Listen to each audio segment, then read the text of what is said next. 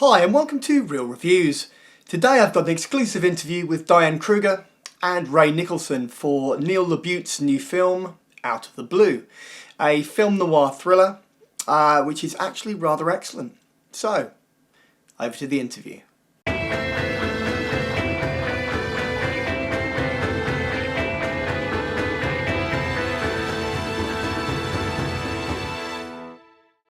I think the easiest and quickest way to kick this off is if you guys let me know how you got involved in the project. Well, for me, I was sent the script by Neil, and I'm a very big fan of his work, as you can imagine, and I was intrigued by that material because it's such an homage to a time in cinema that I really love and I think very nostalgic for. So it was kind of an opportunity to work with a great filmmaker with excellent writing, with a very specific tone, I guess, because it's obviously it lets you in on the joke, I guess. And so yeah, that's how it came to me.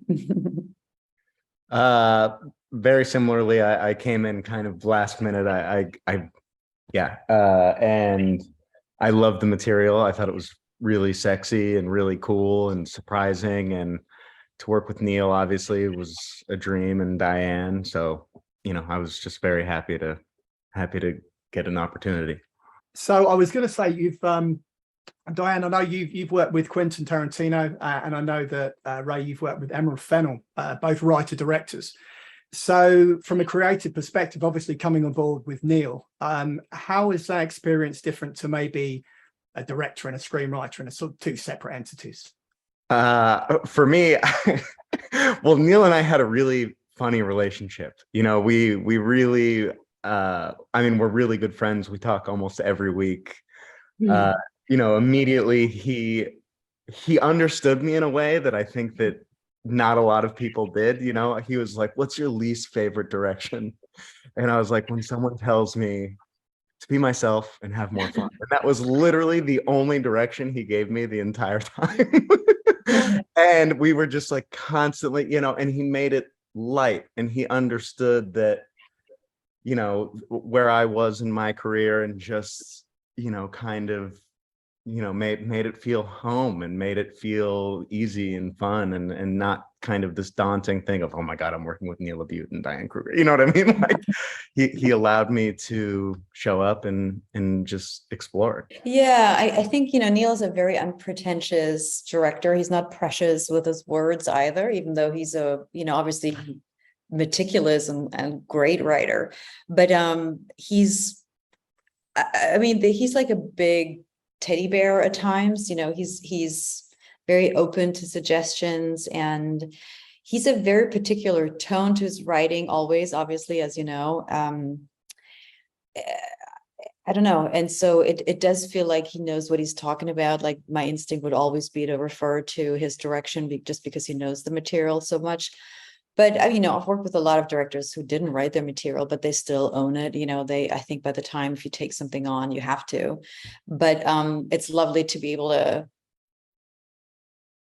if you have a concern, to know that whatever he comes out with, to change that was equally as good, I guess, than the original writing. The film has got there's a very obvious love of film noir as a genre which runs through that. So in terms of the creatively, like collaboratively with Neil, how did that come through when it came to maybe building the characters and shaping the characters for you both? I mean, to be honest, with me, when I first read it, we had our first Zoom meeting, in COVID city, as you did. Yeah.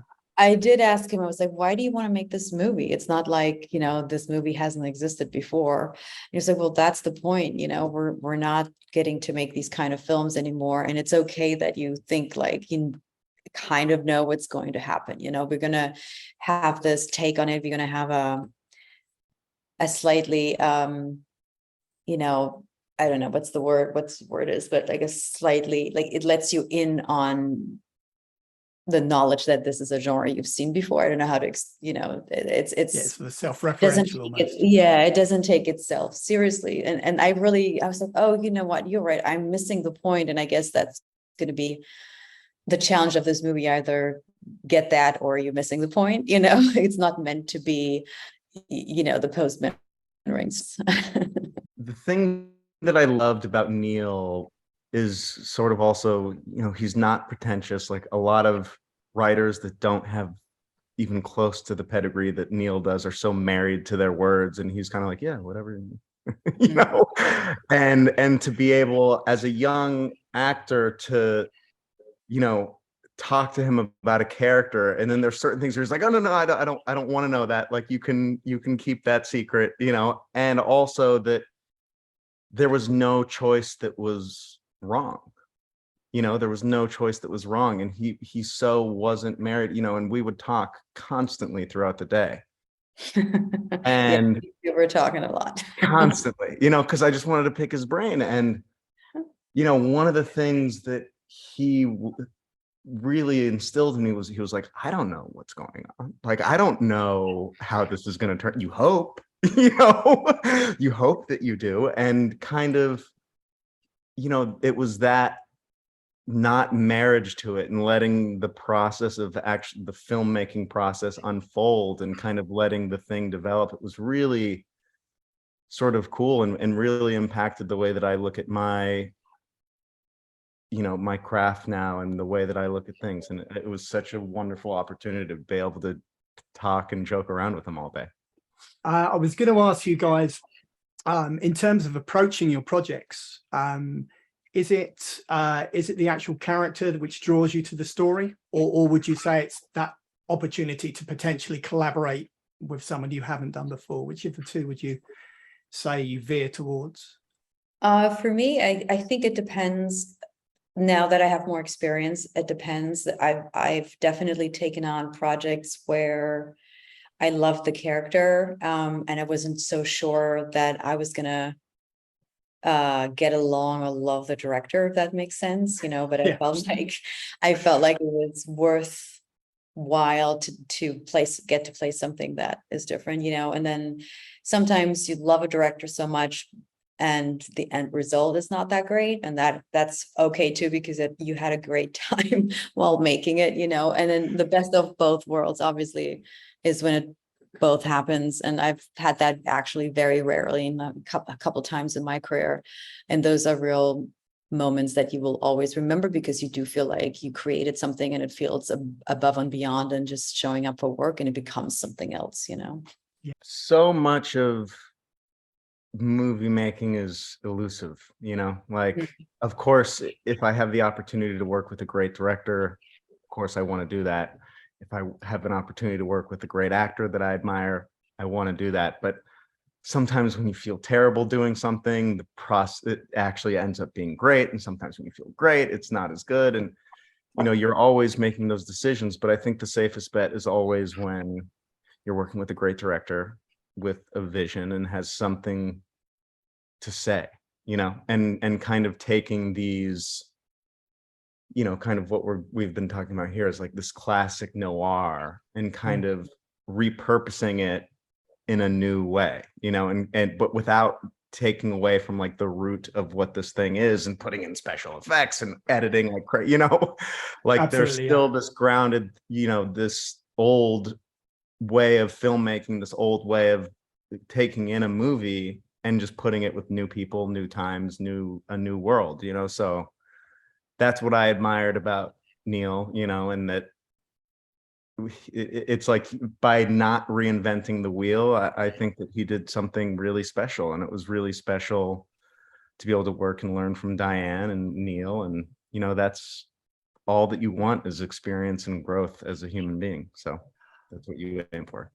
I've got one more question, completely off topic, and I'm going to be really cheeky. And can you describe for me, I ask everyone this, can you describe for me your perfect Sunday afternoon? Ray, you go first. I'm going to think. Okay, I'll go first. My perfect Sunday afternoon, I don't know if you can hear this, but my dog is snoring and he's looking.